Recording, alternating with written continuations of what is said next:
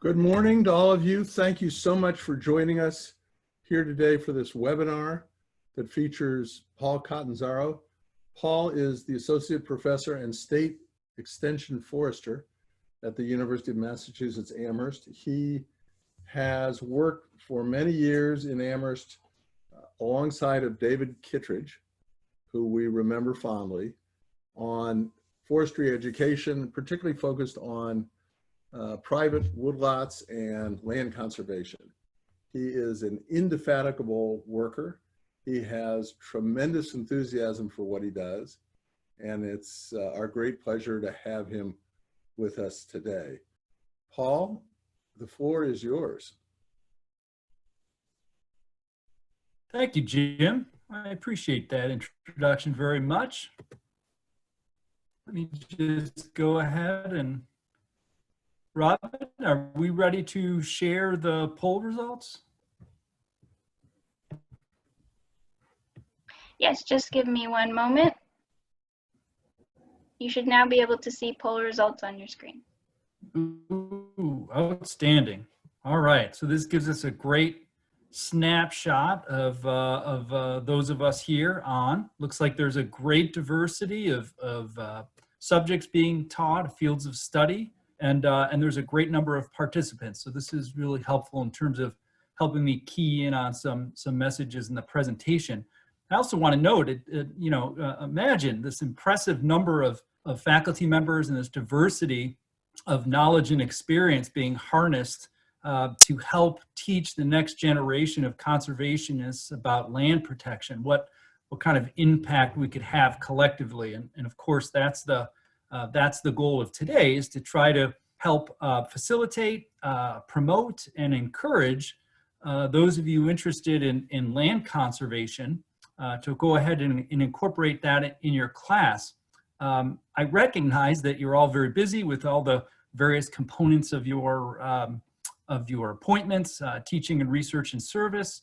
And so through ALPINE, we have done our best to provide for you a module that we hope will help you incorporate land protection in whichever way is most appropriate for you and for your courses in a way that is hopefully as easy as possible. So this module consists of a PowerPoint presentation, which I'm going to be working through today. It also includes a reading list, and it will hopefully help you get started if you're interested in incorporating land protection. Importantly, I want to recognize that this isn't the only model or way to incorporate land protection. There are a number of people, in fact, even on this webinar today, that are in fact doing this, and the more of us that are doing it out there can help provide more solutions and more opportunities to share information and experience on what's most effective in terms of incorporating land protection into our coursework. But this is, I would suggest, this is one way that you can think about it. The idea of the module is to actually provide you with a flexible tool that you can incorporate as is, that you can just simply adopt it, or that you can adapt it to your specific needs. The module, this presentation, is meant to be roughly an hour to roughly equate to what your course sessions are. So if you wanted to do, for example, just one course on land protection, I think depending on how fast you talk and how depth you go into these slides, you could just whole hog plug this in and you'd have almost roughly an hour of content. And of course you can play with that. There are opportunities to expand the sections. So for example, if you wanted to do 2 courses on land protection, you could choose some of the areas of content within the presentation, and you could expand those for your own benefit and to meet the goals of your own course. Or you could, of course, reduce that if there are sections that you don't feel are relevant. The way that I have structured my course, and therefore the way I guess I've structured this module, is using an actual land protection deal as the framework for the course. And you'll see this as I go through this. And I'm not going to give the presentation like I would to students, because obviously you are all very talented and experienced individuals that know this information. But I'm going to sort of walk through on how I use it to give you a sense of that. So the first thing I do is that I have in the module here is just to let students know that it's not just their one professor out there by themselves, you know, talking about land protection and the importance across landscapes, that there are, you know, dozens of us trying to connect, and increasingly so networking across this very valuable and important region here of ours in New England, with a number of institutions that are seeking to increase and elevate the conversation regarding land protection. I often ask students to start the semester by just reflecting on their own what some of the important reasons why they're taking the class, or the important their most favorite conserved area within the landscape. And for many people, that's all. It might be a state forest, it might be the Cape Cod National Seashore, it might be a property or a federal lands out west that they had a wonderful backpacking trip to. But I think one of the ways to sort of ease them into the semester is to have them reflect on those lands that are protected, the values they provide. And importantly, I also point out to them the ownership of that land. Who did that land protection? Because the ownership of these organizations come into play, you know, throughout the course of the semester, as you will see throughout the course of this presentation as well. So we talk about, you know, all the wonderful values our land provides, both terrestrial and aquatic systems, and then talk about, you know, this missed opportunity, or this important, really, I guess I would suggest, historic moment that we stand at here in New England to really rally the forces, so to speak, and ensure, you know, provision of essential services in perpetuity, or are we going to sort of let this opportunity by? So we start with this, you know, these important conversations, and demonstrate the fact that, yes, in fact, we are losing land, and you can see from the table, you know, at a variety of speeds, I guess, across the region. But Paul, I'm sorry, total, I'm just going to jump in here for a moment. Can you go ahead and share your screen, please? Oh, I'm sorry. How embarrassing.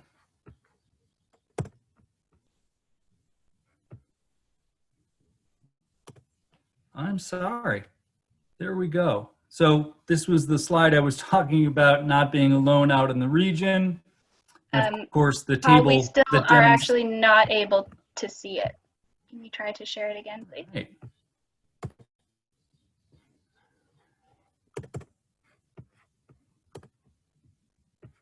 How's that? Yes, we can see it now. Thank you. Okay, I apologize. Robin, thank you for keeping me on track. That's very embarrassing. That's a rookie move right there.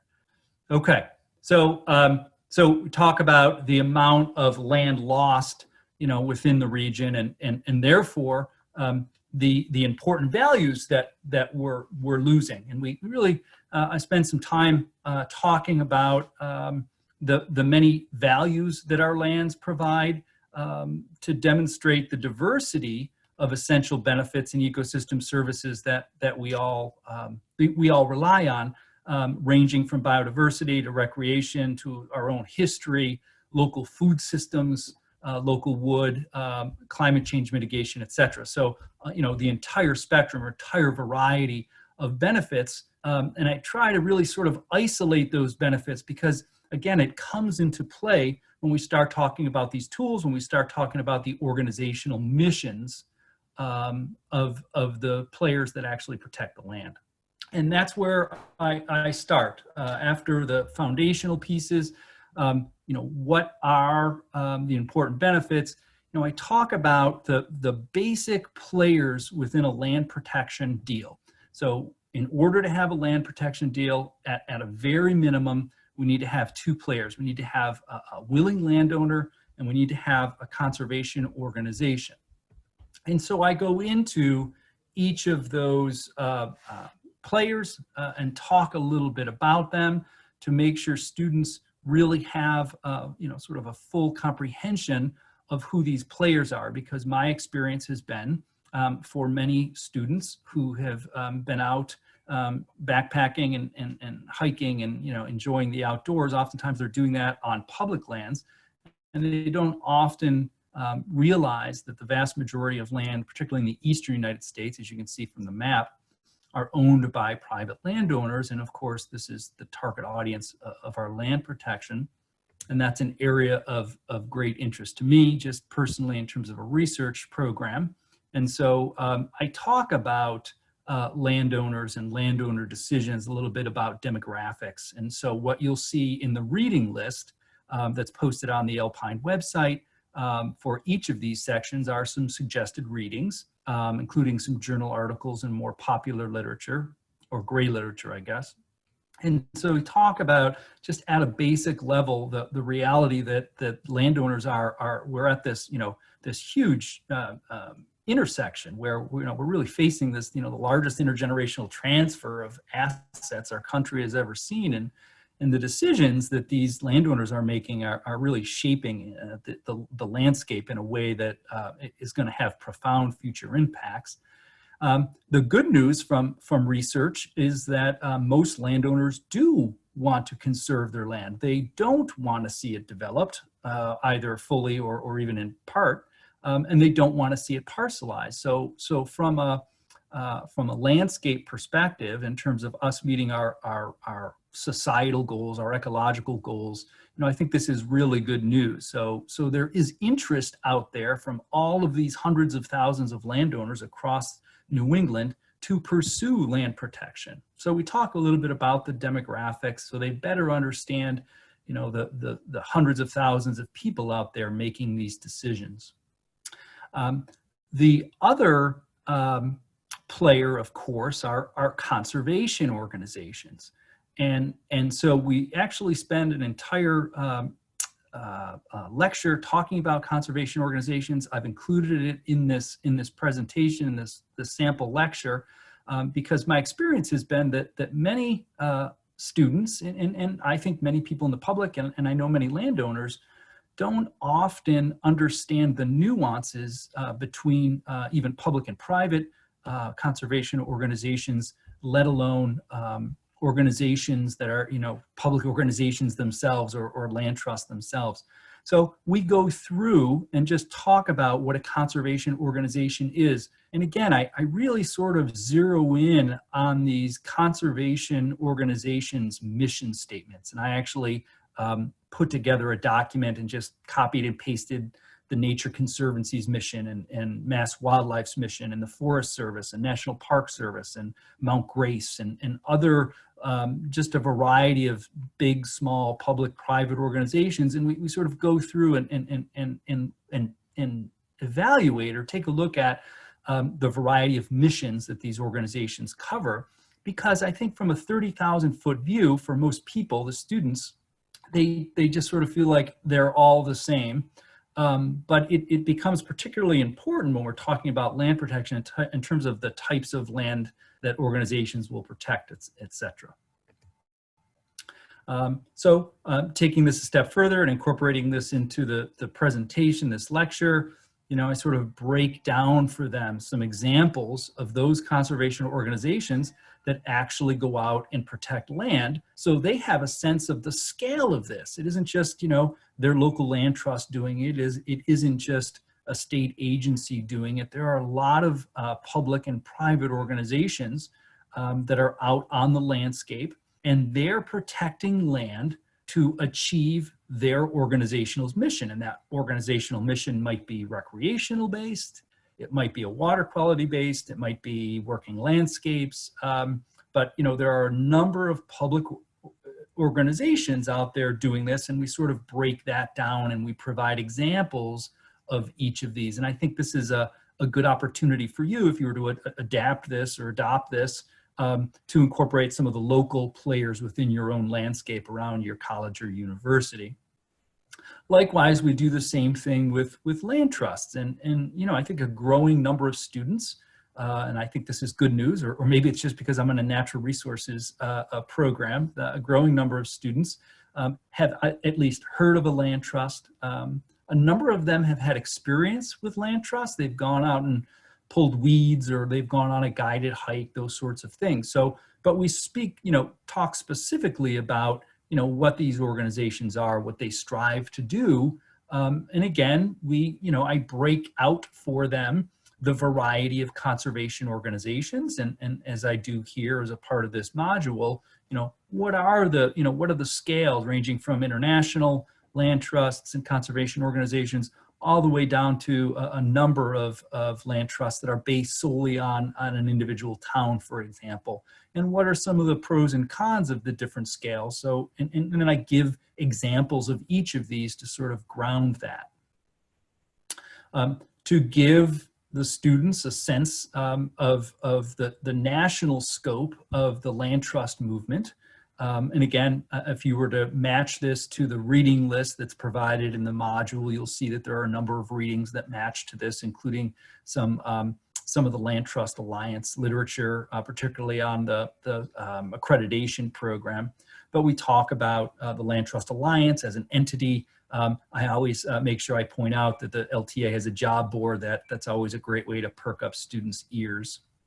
And we talk about, you know, the fact that perpetuity is an awful long time, and that in reality, in order to have perpetuity, we need these healthy organizations that can implement, you know, these easements and fee simple deals. Now that we've talked about these two players, you know, I've sort of structured this, and again, this is meant to be mimicking a land deal. So, you know, once we have these two players out on the landscape, we have a willing landowner, we have a conservation organization. How does that match happen? How does that land deal happen? So one of those things that we then move into is land prioritization. So similarly in this module, what is land prioritization? Like, what does that mean? Like, there is no bank full of gold like Gringotts that you know has an endless supply of resources to protect land, unfortunately. And so every conservation organization is spending their limited time, energy, and resources strategically to conserve land that helps, you know, them meet their organizational goal. So here we are, you know, circling back to that organizational goal. And of course, that's the nuance between these mission statements. So some are very focused, like Audubon, on wildlife. Others might be focused on working farms, like the state, you know, ag agencies. Many of them are concerned about biodiversity, climate change, resiliency, and so forth. But there are characteristics of these organizations. And so when they're looking at ways to be strategic and have the greatest impact and achieve their mission in the most efficient way, that boils down to land prioritization often. So we talk about why an organization would do that, how they go about doing that. And I, you know, this is just a map of a local land trust, Kestrel Land Trust, showing some areas of priority. So as I said, you know, let's take a breather here. The module, or at least my hope, is that it's meant to be flexible. It's, you know, you can certainly adopt it as is, but you know, I hope that if you're interested, you know, you can swap out these maps. You can you know, use your local landscape, for example, or work with your local land trust to if they're willing to share this information or share a map or two. It's also meant to be expandable and contractable. So if you are a faculty member teaching, you know, some spatial analysis, teaching a GIS class, then this may be obviously an excellent area to insert more slides or more content or intersect with your course in some way. And I find that this is that the prioritization is often very popular with students. Again, just because we have two players and we have the prioritization doesn't necessarily always mean it's the right fit. So, we talked we talk about, that marriage between a landowner feeling comfortable with a conservation deal, with a conservation organization whose mission matches their own goals. And likewise, just because there is a landowner that's very interested in working with the land trust doesn't always mean that the the landowner's land falls within one of those priority areas. So, we talk about, yes, we need these players. It's mission based on the conservation org side. It's landowner goal based on the landowner side. And then, finding that right marriage, hopefully happens. Hopefully there's that intersection there. And then once there's that intersection, now we're talking about, all right, well, how do we achieve each other's goals? How does a landowner, what tool can they employ in order to conserve their land in a way that the conservation organization sees as helping to achieve their own mission? And of course, this is a pretty simple decision tree that outlines the two land protection tools, most obvious, fee simple and conservation easements. I actually call my course Tools and Techniques, Land Protection Tools and Techniques. And I talk about these land protection tools as these two main tools. But of course, the technique part of it is how one implements that. So is it through a bargain sale? Is it through a limited development? Is it through lifetime ownership? So depending on the context, landowner's goals, it can be employed in different techniques, but these are the main tools. And we go over each of those. And of course, you can't talk about these tools without talking about the bundle of sticks. So here are the bundle of sticks, talking about the various rights that come with a fee simple purchase and how those rights, of course, can be bought, sold, or donated as a bundle, or they can be broken up. And so we talk about fee simple, and we talk about the entire bundle, and we talk about how that purchase, of course, would help meet that organizational mission. That whichever organization that is, public or private, big or small, that organization must feel that the property is a strategic piece that helps them meet their ultimate goals, and so the entire bundle of sticks is transferred, and that it's really the organizational mission. In the case of land that is just bought, or sold or donated through fee simple, it's just the organizational mission that's largely protecting the land. Or if the landowner still wants to own the land, again based on our decision tree, this idea of conservation easements or restrictions in Massachusetts, and ways in which landowners can maintain ownership, but also work with the conservation organization to extinguish those rights that might infringe upon or impair the benefits that we seek to protect from the land. So the fee simple is obviously a pretty easy concept. The conservation easement restriction, I found, is it takes a couple runs at it. It's almost sort of like stereo education. It takes talking about it in a couple of different ways to sort of have the students fully grasp that, but it works. We talk about the important characteristics of easements, some of their real strengths in terms of their flexibility and so forth. And again, depending on what your interests are, these are areas that can be expanded or collapsed. I've put in here a couple of the major sections of the easement to help the students, better grasp and sort of internalize what an easement is. So we talk about the purposes section, that often the first main part of the easement that really lays out the benefits and why an easement is being put on this and what the public benefits are that everyone is seeking to protect. There are a couple nice intersections here. One, of course, is the intersection between the landowner goals and the and the conservation organization's mission. So that's a really nice intersection.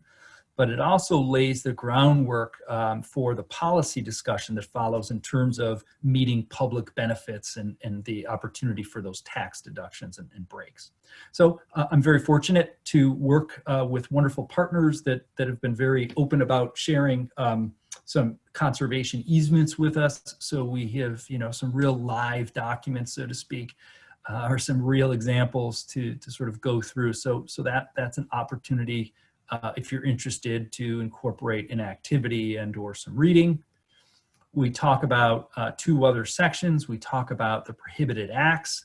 So now we're talking about, all right, way back when at the beginning of the presentation, like what are we really trying to do here with this? Are we trying to maintain water quality? Are we trying to maintain biodiversity, or whatever that might be? And we talk about what acts, therefore, might infringe upon or impair the land's ability, and how that gets written into an easement. And of course, then the reserved rights. So what are those uses that at least maintain the public benefits as laid out in the top section, or potentially even increase or enhance those benefits. So again, a couple of opportunities for activities like reading an example, talking about that. This semester, this fall, I'm teaching the class, and I'm actually thinking about walking through a deal and asking the students to actually start drafting some of these sections, just so they can better understand the nuances and how complicated it can be. So we have our partners. It's in a priority area. We have our tools. The tools have been matched to meet everyone's needs. And like any real estate deal, of course, there's danger. There's risk involved. And so we talk about due diligence, talk about some of the most important things to consider, such as a title, things like a survey, environmental analysis, appraisal. We've gone online, and I've asked students to find a deed online. So there's another potential suggested activity that you could incorporate. Finding that deed online, I find is so helpful. Depending on what they do when they fledge and take on a profession, that's been I've had students come back and say, that's been a very valuable skill. So finding something online and helping to distill that, discuss that is another potential activity that you could incorporate into this. Assuming that the risk is low or it's reasonable, and all parties decide to move forward, then we have conversations about how do you fund that. And of course, there's a variety of funding ranging from landowner donation to federal grants, and oftentimes a combination of those. We spend probably a couple lectures, and so this might be a tough one to get through in a minute or two of a lecture if you're going to do this in an hour. But I think it's very important to at least mention, these policy incentives that really do, for most landowners, make this a reality or make it possible. So we talk about federal income tax breaks. We talk about the impact on property taxes. And your state might have some state-specific incentives. I know Massachusetts does. So we talk about the role of policy, of the carrots and sticks, so to speak, and what carrots can be provided, quid pro quo, for the landowners, giving up some of these or extinguishing some of these rights. If you're engaged in a policy class, this is a very rich area, of course, to expand. You could do an entire semester on these policies. Assuming that the deal is closed, then it's not one and done. One needs to make sure, the land trust, for example, or the public conservation organization has taken on the responsibility of ensuring that the benefits that were stated continue to be provided, and making sure that the agreement is being maintained by all future generations of landowners. So we talk about the importance of monitoring and what a baseline documentation report is. That report, that's pleaded at closing, that serves as a benchmark so that all future changes to the land can be compared against that to make sure that the landowners and all future landowners are following the easement as agreed upon. We have a baseline documentation, a couple of those from local land trusts that we actually can go through and assign that as reading. So that's another suggested reading or activity that can be helpful. And then I talk about these annual monitoring visits. I spend probably a lecture or two. If you're going to do this in an hour, of course, that you don't have that luxury. I will say that, and I'd be interested to hear this from other people. My experience is that this easement monitoring really resonates with students for some reason. It seems to be a really attractive mix of some field work and some technology work and some office work. And so I found a lot of students that have gone through the class have really enjoyed this, have gone on and as a part of their projects, have gone on and been trained by a local land trust and then conducted, some number, 2, 3, 4, 5 easements, annual monitoring visits and filed reports with them. And it's a great way, I think, to intersect with a local land trust and to get students some on-the-ground applied experience. And I hope, because obviously there's energy going in from a land trust to train the students, but I hope it's a net positive, and most of the time it is. In other words, most of the time, my experience is the land trusts that train the students are seeing benefit in the form of properties being monitored. So we, spend some time on that. And then and again, it looked like there were a number of faculty members online today, this morning, that have forestry or wildlife as a part of their coursework or their field of expertise and interest.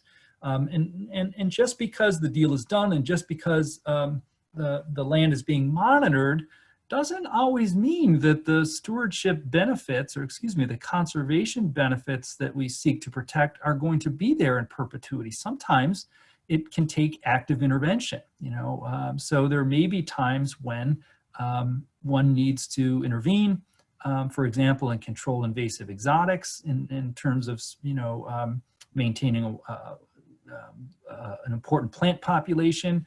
There are always issues oftentimes with trails. Sometimes it's habitat management, sometimes it's active forestry, but just because the land is protected in the sense of it, can't have residential commercial development, can't have mining, doesn't mean that, the benefits that it was originally conserved for will be there in perpetuity.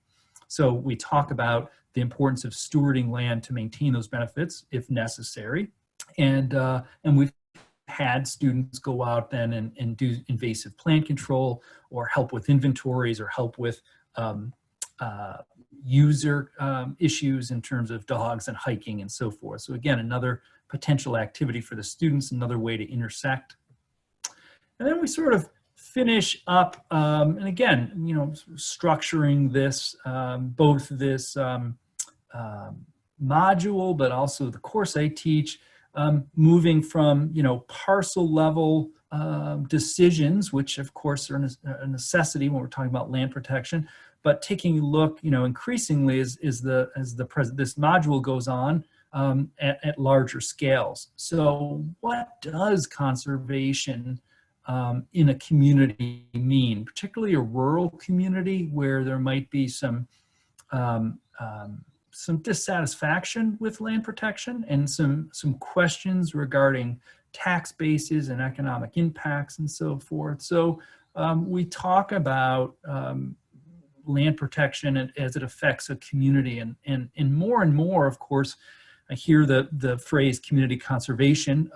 I hope it's not a buzzword. I see my colleagues working really hard on figuring out what community conservation really means and how does a land trust or a state agency or some conservation organization really, now that is either owns the land or is monitoring and holding this easement, how does that organization make sure that that land is of benefit to that community and is a part of the community's fabric in perpetuity. What does that actually mean? And I think as our land protection community and effort matures, over these decades, we have more and more, thank goodness, we have more and more land protected.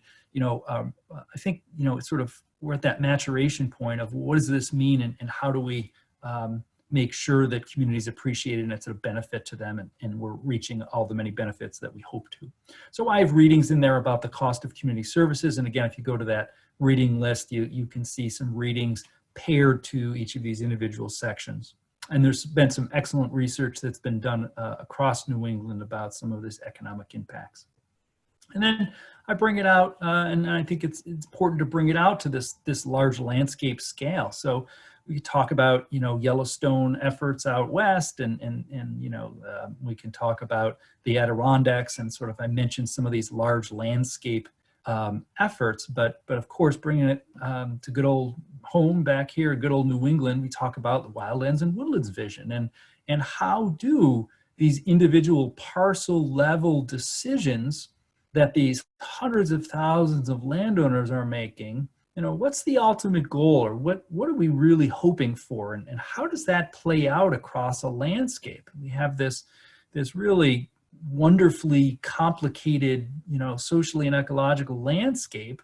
We have all these landowners making individual decisions based on, what's happening in their lives and their family and their finances. But how does this add up? And thinking ahead, what would we want this to look like? And so the Wildlands and Woodlands vision provides, a wonderful opportunity to talk about this at the New England wide scale. And then I've sort of finished in this last slide or two with, I guess, a call to arms in many ways, and reinforcing to students that no matter what route they take, that there are opportunities for them to contribute to land protection, and that land protection is sort of the tide that rises all boats. And so whether they're interested in GIS mapping or wildlife habitat or policy work, there are lots of great ways for them to contribute to such a diversity of the field. And I every semester I've taught this, I've had students come up to me and just tell me how blown away that they are that, one day we're talking about, legal issues, and another day we're talking about invasive plants and policy, and it sort of goes on and on. There are many facets, and so there are many ways, therefore, for students to contribute. And so I often advocate for them to do that. In the past, I have asked students to do a semester project of their choosing based on some of their interests. And I've just been wonderfully blown away by their creativity. Thanks to my wonderfully generous colleagues at conservation organizations, they've gained some great experience at their hip as they walk around and experience what a land trust work is like. So that's been great. And the other interesting offshoot I have found from this is I've had a number, every semester I've had maybe 3 to 5 students work with their own families to actually have a family conversation about what's going to happen with their own family land and what land trust they should talk to, and what benefits and what landscape, what role their land is playing in the landscape, and so forth. So it's actually, in an unintended way, helped some of the families move down the conservation-based estate planning path as well. There are wonderful opportunities with our colleagues at land trusts, and I've listed here ways to reach out. If you're not familiar, I would highly encourage you, if you're interested in land protection and incorporating into one of your courses, to reach out, make these connections if you haven't. And so here are some ways in your individual states where you can do that. There are wonderful efforts afoot and with our regional conservation partnerships, which incorporate not only land trust, but other organizations, individuals, municipalities interested in the future of the landscapes within these regions. So that would be another wonderful opportunity for you to either bring in speakers or connect with real applied projects, or to get maybe some of these sample documents that I've talked about, whether it's an easement itself or whether it's a baseline documentation report, et cetera. But a wonderful opportunity. And I've had students go and explore, some of the land trusts around both Amherst, but also wherever they come from. And this presentation just finishes with some opportunities through ALPINE. And again, if we think about harnessing all the wonderful creativity and knowledge, even on just this webinar, let alone, amplifying that across the region, it's a wonderful opportunity here at a critical moment in history. And so ALPINE's done a great job of helping to knit this together. And so there are opportunities for students at the ALPINE Summer Institute, where there's information and students can learn more if they really, this resonates with them and they want to pursue it. And then, of course, jobs also help too. So the Conservation Job Board is a way that I've promoted with students the opportunity to take another step if this lecture or series of lectures, resonates with them. So I think I will leave it there. There is also Paul? up on the ALPINE web. Oh, Paul, this is Jim. yep. Sorry. Go. Yeah, Can you hear me? of course. Okay, so I just want to ask a couple of questions. I'm going to use my prerogative as a coordinator to do that. And I think if you want to let me in on the video, that's fine, Robin, or not. But my first question for you, my first comment for you is the ALPINE Summer Institute is actually going to use your curriculum in one of its classes to give some of the students from all over New England a grounding in conservation tools and practices. So don't think that this is going to go unused. It's going to be used next month. And I hope other people follow that lead. One of the things that I remember from talking to you earlier is the incredible list of people who have graduated from UMass and other institutions in New England and gone on to have phenomenal conservation careers. I think of Lee Youngblood at Mount Grace, Gary Clayton, who just recently retired as the president of Mass Audubon, Robin Austin, who is coordinating this webinar, who just graduated from Smith College and was a participant in the Summer Institute last year and is now doing a great job for ALPINE and for the Lincoln Institute. And the Secretary of the Commonwealth's Executive Office of Energy and Environmental Affairs, Katie Theoharides, I think is how you pronounce her name, who is a graduate of Dartmouth College and who did several summer internships at the Harvard Forest. So the question I have for you is, can you tell us of one or two students that you've recently had or grad students that you have now who are jumping into the world and making a difference, showing that this curriculum is not only interesting to us, but is actually making a difference in people's lives? Yeah, there are a couple of students that pop out. I have a student, a former student that took land protection as a graduate student. So I offer this course at the 500 level, which allows upper level undergrads or graduate students to take it. And I had a student that took the class and got really jazzed and is now helping, or is actually leading a regional conservation partnership, RCP, up in the mid-coast region of Maine. So that was one, and we've maintained contact, and it's always exciting to hear, the great work that she's doing. And then I have another student who graduated with a degree in forestry and recognized that many of the, excuse me, that many of the skills she learned in forestry were actually very well suited to conservation, easement monitoring, and stewardship. So she is now the stewardship easement coordinator for BNRC, the Berkshire Natural Resources Council, and she goes and does the monitoring and utilizes what we've learned about land protection in these classes as a career. So those are just a couple that strike me off the top of my head. Yeah, but it's I think to me, one of the strengths, as I tried to point out or tried to articulate, was that there are a lot of different facets, obviously, to land protection. So there are a lot of different doors for students to be able to walk through and contribute in really meaningful ways. So it can be combined with a law degree, it can be combined with policy. Of course, our natural resources are obvious. So I think there are a lot of opportunities, and to me, that's the importance of weaving some of this content into coursework, and a variety of coursework. Yeah, that's great. I just want to remind the listeners that if you click on the Q&A panel at the bottom of your screen, or button at the bottom of your screen, Paul will take your question. I also want to note that a young man named Michael Perrin, who was in the ALPINE Summer Institute in 2018, is actually on this webinar right now. And he's working at the Wareham Land Trust as an AmeriCorps volunteer. And I think he has a birdwalk scheduled in Wareham in this summer. So there's no question that sharing this kind of information with young, curious minds makes a difference in their lives. It makes a difference.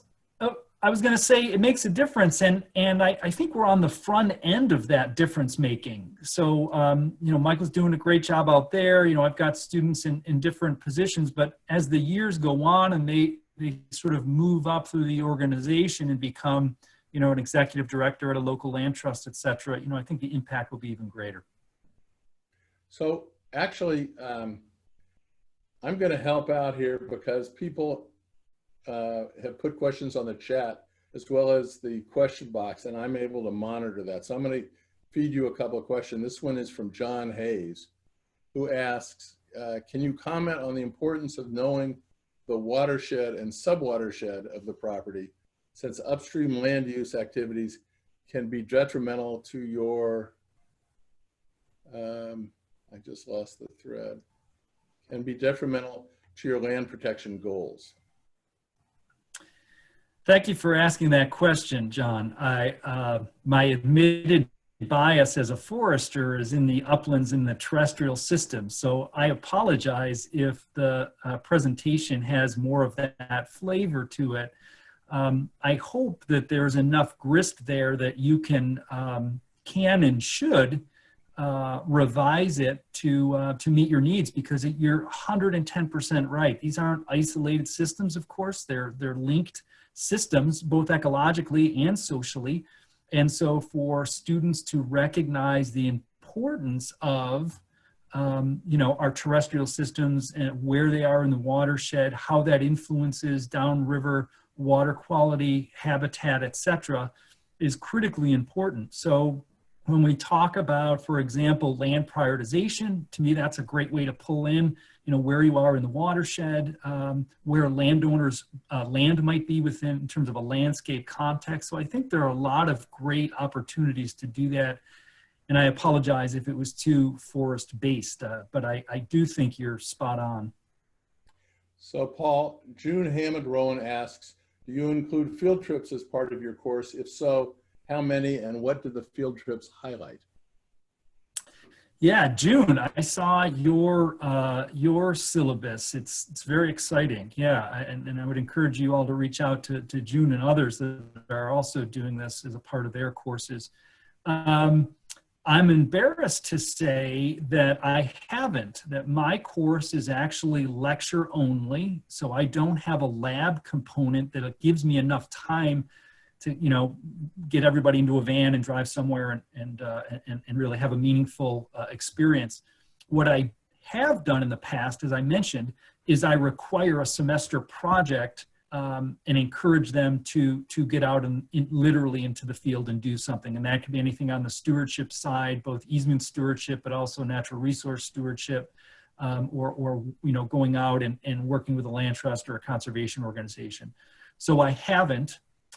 What I try to do is bring the field to them.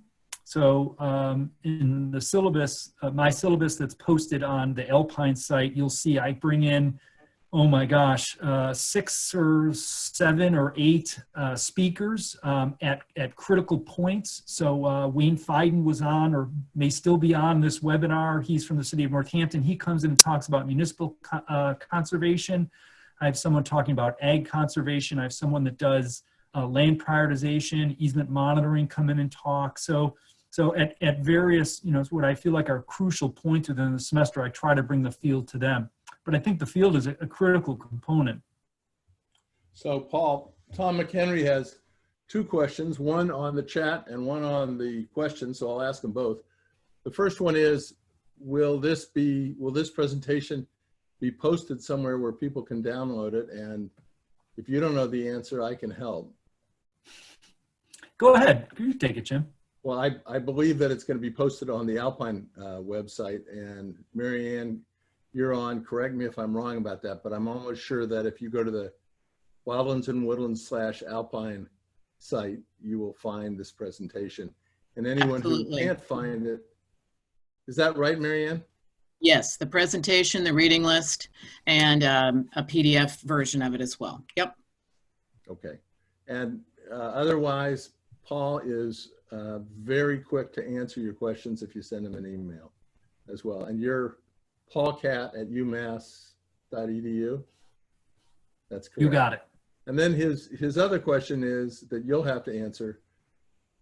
If you have time, I'd be interested in what you see as the legal and policy impediments to good forest management in New England. Ooh, yeah, that's a good question.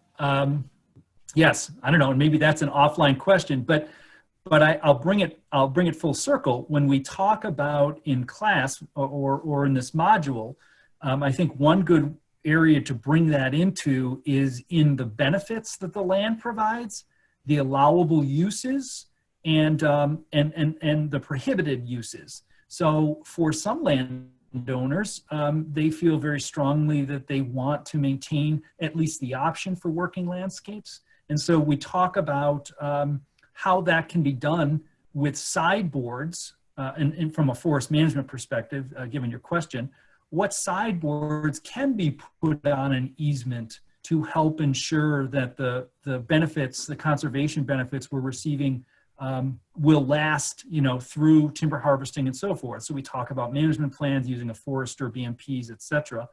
We also talk about landowners that don't want to see anything happen on their property. So they want to take a passive approach. And so likewise, we talk about, ways in which the easement can be written to achieve those goals as well. So I think it's a wonderful opportunity to dive into a little bit the nuances of the language of an easement. And please know, and I should have said this up front, I've never done a deal in my life, and I just value it very much, and I know it's so the importance of it, and happen to be in a position professionally where I can help teach about it.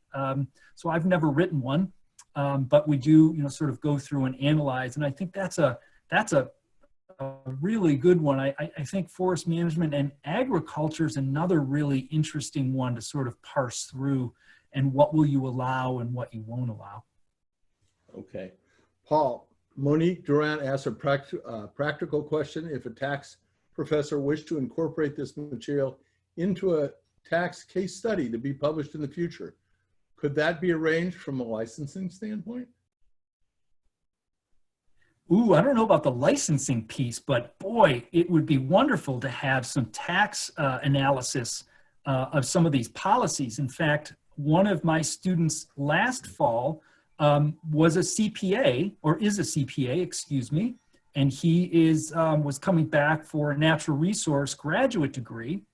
And for his project for the course, he actually developed a couple of landowner scenarios and then ran through some of the tax code on the federal income, as well as the Massachusetts tax credit piece, and worked through a couple of those scenarios to show what happens if the landowner donated it all, what happens if the landowner was paid for it all, what happens, where's that line in between, that sweet spot where there's both tax benefit but also income coming in. So absolutely, really rich area, I think, to explore.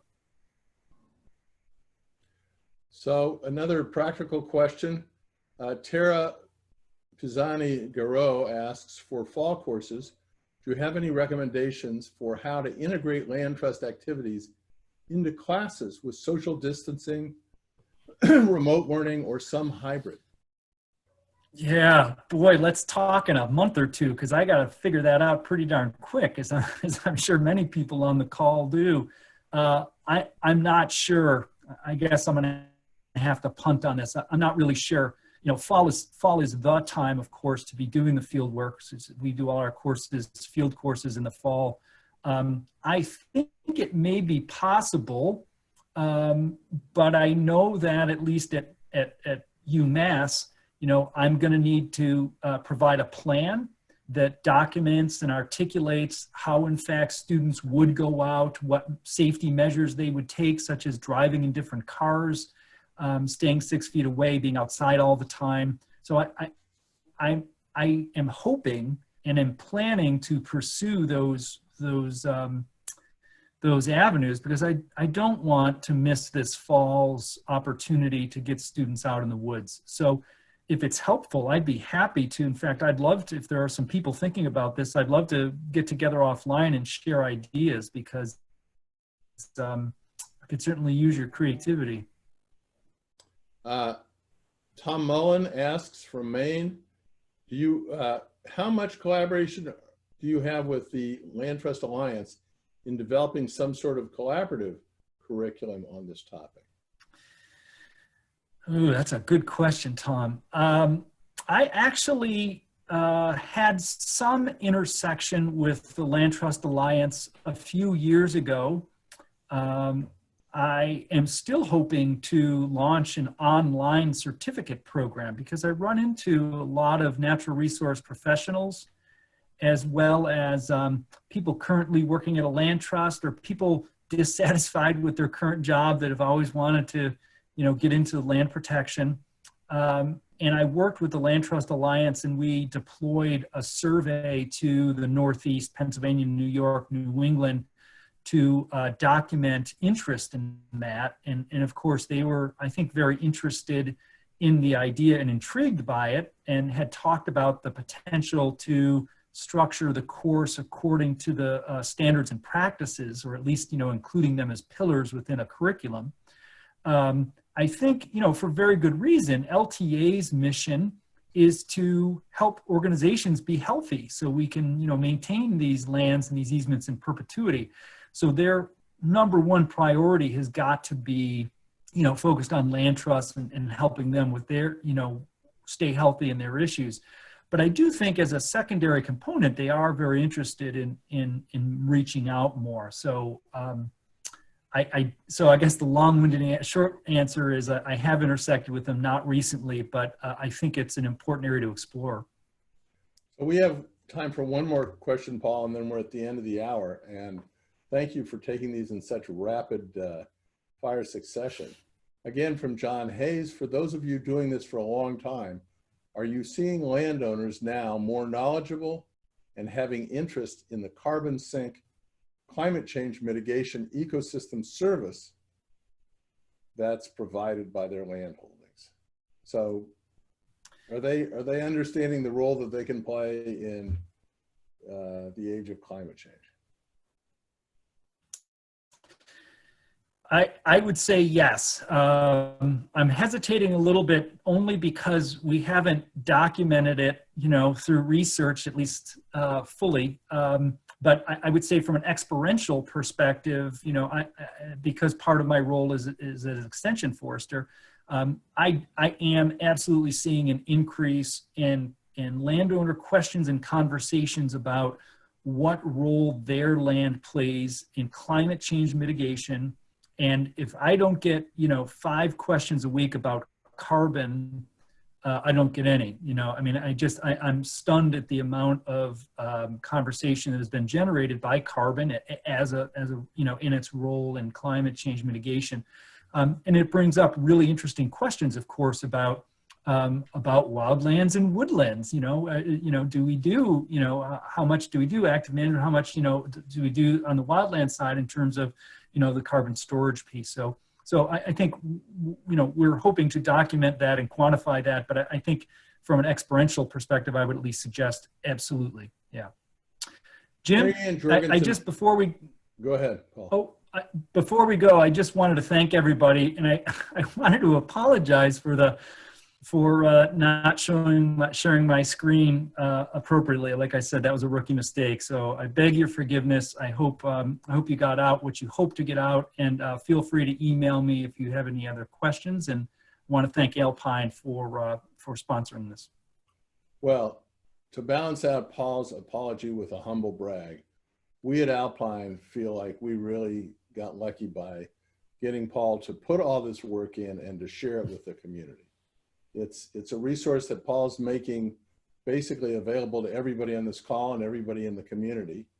And we know that there are others that are interested in sharing what they've been able to teach as well. Mary Ann Jorgensen points out that Henry Tepper and Frank Lowenstein have a course at the Harvard Extension School that they've been teaching for a couple of years that is also very good and inspiring to the students that I've talked to that have taken that course. So to Robin Austin, who organized this whole thing, to Paul, to Mary Ann, and to all of you who have come and listened, thank you so much for contributing to this effort. And we will be back next quarter with another ALPINE webinar. So long, have a good afternoon.